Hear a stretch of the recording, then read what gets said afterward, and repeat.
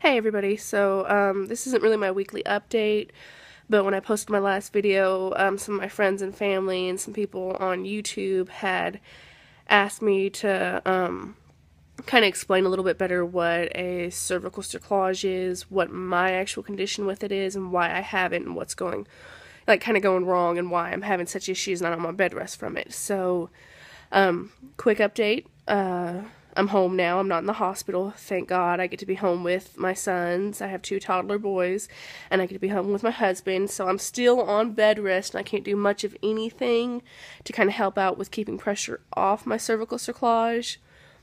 But at least I get to be home for the time, and God willing, I can stay home for quite a few more weeks before I have to go back into the hospital.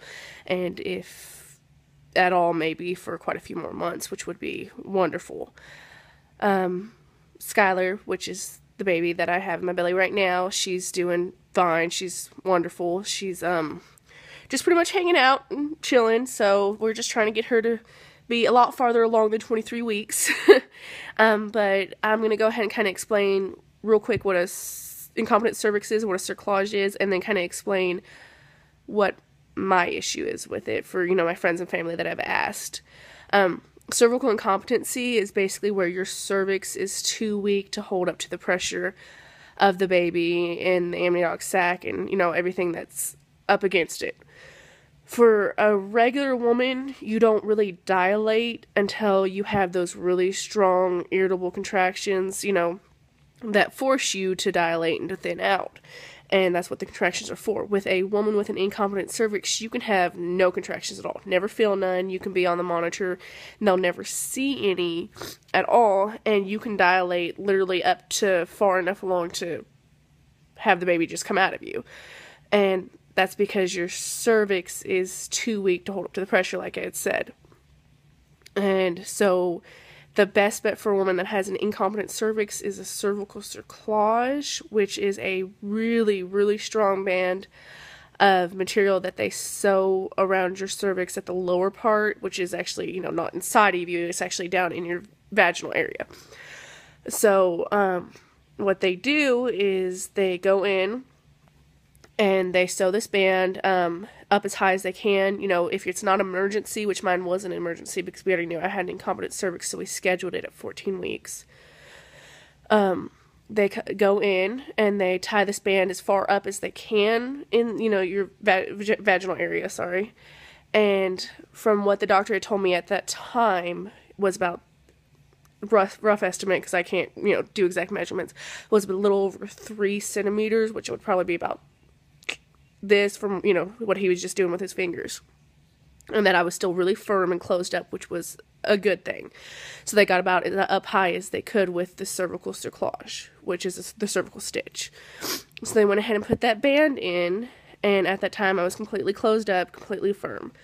Well, fast forward to about 21, 22 weeks, I started funneling, is what they call it, but it's just pretty much dilating up to the stitch, which women with cervical incompetency that have a cerclage in, it's kind of you figure it's going to happen, you're eventually going to dilate up to the stitch or close to it, because there's nothing back behind that stitch to keep your cervix, really closed up and keep it firm and tight, because that's the point for the cervical cerclage, is you're going to dilate because you have this weakened cervix, but it stops it from dilating all the way to the point where you'll go into labor with this band of stitches.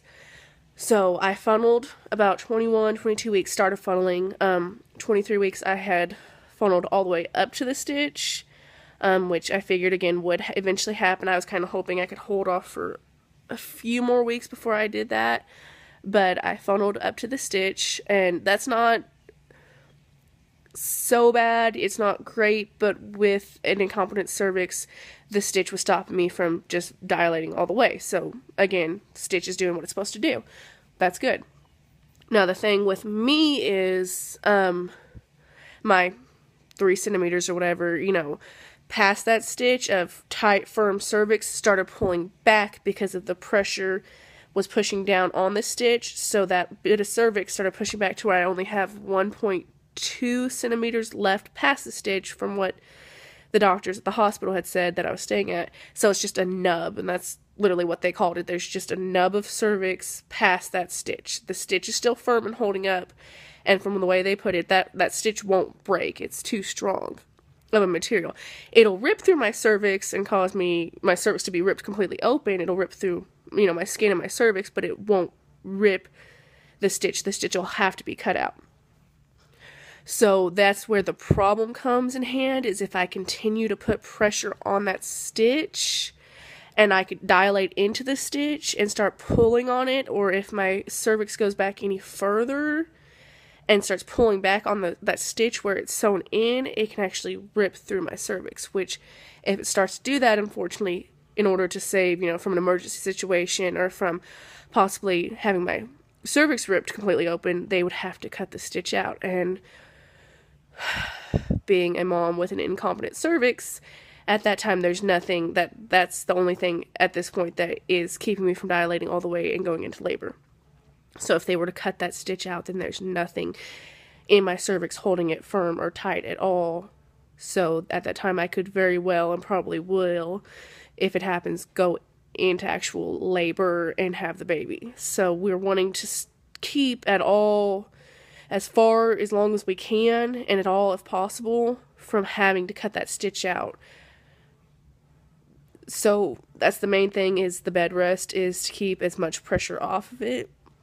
It's not really guaranteed that it will work or help, but I'm being seen weekly. I'm staying off my feet and staying, leaned off my cervix, the pressure off the cervix as much as possible.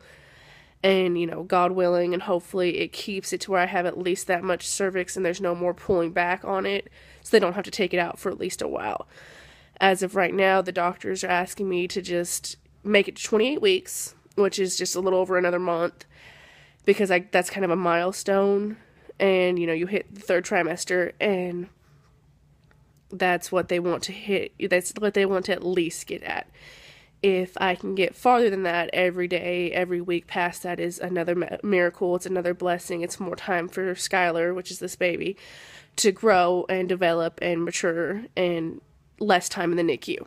So we definitely want to make it way farther than 28 weeks, but that's their goal right now, is to get me to 28 weeks before there's so much pressure on the stitch that they have to take it out. Now, once they do, they will have me in the hospital on bed rest, complete bed rest, hooked up to medicine and stuff, and most likely magnesium again, which I've had before, which is, if anyone's ever had some really harsh stuff, but it does tend to work with dilation and stuff. So they'll try to hold me out as long as they can after that stitch is out. But like I said, there's nothing at that point once they take that stitch out. So we're really hoping to keep there from being any more pressure on that stitch. So as of right now, for me personally, it's a wait and see, day by day, week by week thing. Do everything that I can to keep there from being any more pressure on the stitch, and just pray to God every day that everything goes fine. Because, Skylar, she's happy, healthy, growing. They said she's perfect as far as weight. She's a little short, but girls tend to be a little bit shorter, and I'm barely 5'4" with my shoes on, so I don't really see her being super tall anyway, so it's kind of, it is what it is. But she's, as far as weight, she's doing great, and she loves to play hide and seek with the nurses whenever they're trying to find her heartbeat or they do an ultrasound. So she's stubborn and rotten like her mama already. So basically, yeah, that's what's going on with me personally, and that's just kind of a rough thing of what an incompetent cervix and a cerclage is. I hope it helped explain to, anyone that was wondering about me, or anyone that was wondering about what's going on, or just anyone in general that has questions about why there's problems with my cerclage and my stitch as of right now. I will continue to try to do some weekly updates. Like I said, we're almost at 24 weeks, which is viability, so I'm excited. So in a few days when we hit that, I'll do another video. And let's just hope and pray to God that I can stay here on bed rest.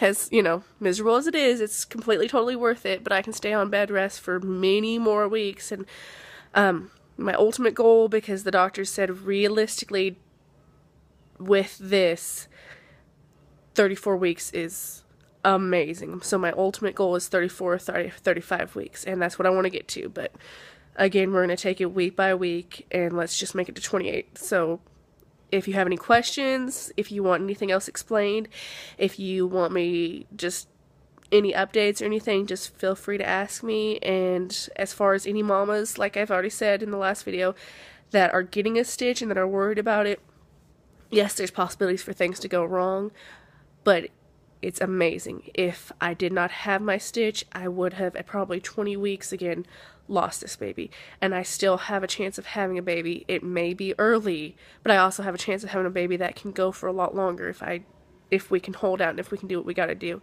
That stitch literally is a lifesaver, so don't worry about it. It's the best thing for us mamas with incompetent cervix.